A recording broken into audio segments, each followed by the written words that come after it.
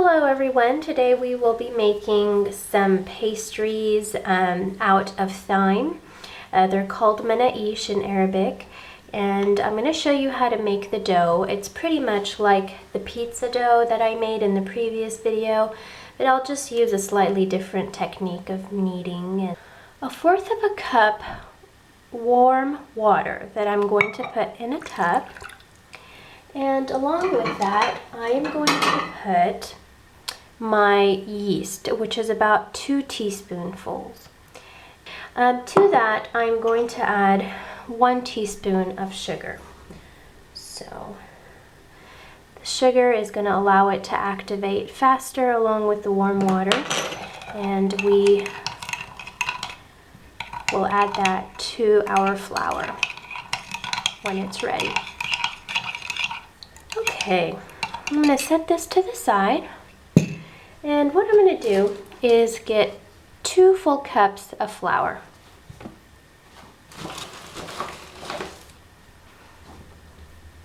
To add 1 teaspoon of salt, and I'm going to add about 1/2 cup of warm milk. So I'll just pour that right on, and we want 1/4 of a cup of oil. Some people like to use olive oil, others like to use canola or vegetable or sunflower seed. I'm using some sunflower seed oil and it works fine for me. So that's 1/4 of a cup right there. Now, of course, I haven't let this set and activate the whole time, but I'm going to go ahead and add it on and start kneading. Should not be a problem at all. It'll have sufficient time to rise when I cover it. Add that on,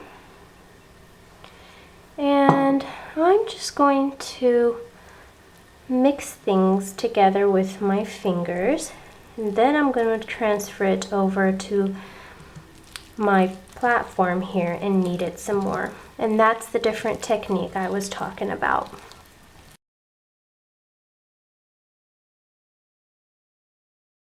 What I'm going to do now is just transfer it to this surface here and just start the kneading process. What you're going to do is knead left and right like this. That way your hands won't get tired. And I already have a very nice, don't need that much flour. I already have a very nice soft dough going here.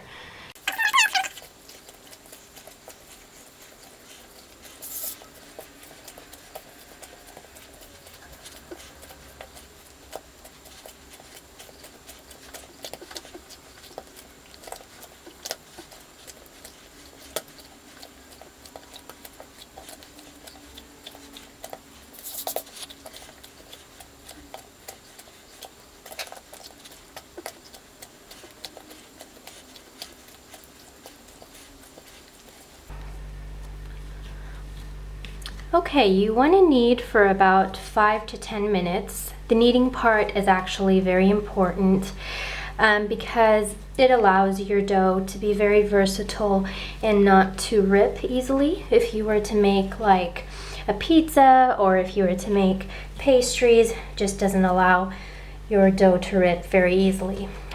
Looks good to me. What we're going to do now is we're just going to fold it in like so to create a nice, just in circular motion, you want to create a nice like ball shaped dough, and that allows the carbon dioxide to just activate inside from the yeast and stay in and work so that you get a nice fluffy dough in about an hour or 2.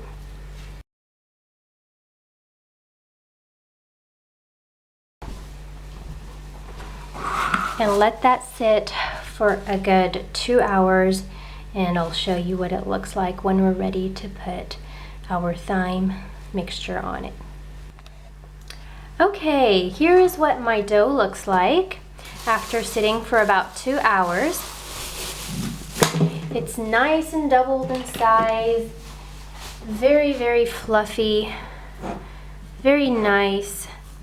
And when you stick your finger in there, it doesn't push back, it just kind of leaves an indentation. That's what you're looking for. Now what I'm going to do is I'm going to pick it up and divide it into the pieces I want, and I'm going to start putting my thyme mixture that I will show you how to make next. All right.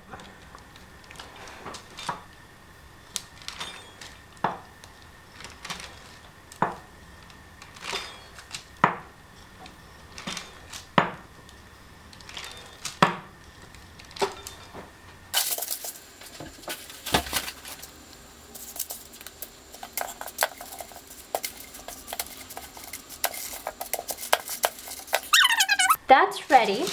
What I'm going to do now is show you how to make the za'atar. I have some za'atar here. Sometimes I feel it needs more sumac, more salt, and a little more sesame seeds. So that's what I'm going to do. I'm going to add some more here.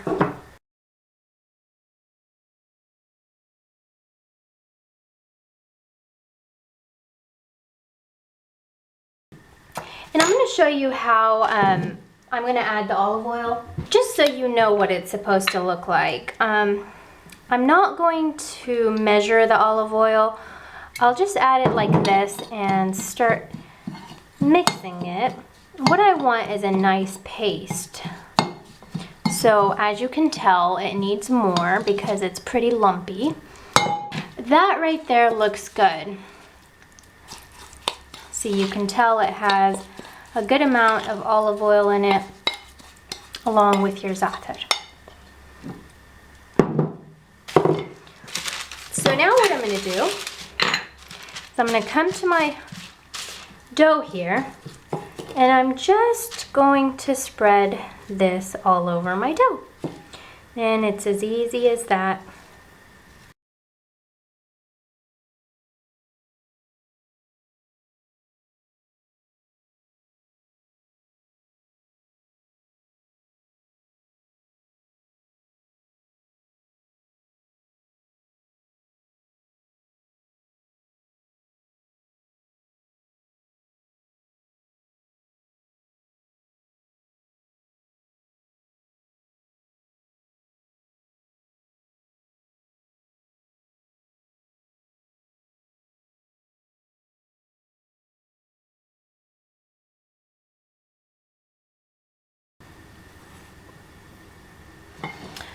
Okay, these are ready to be put in a preheated oven, and I'll show you what they look like when they come out.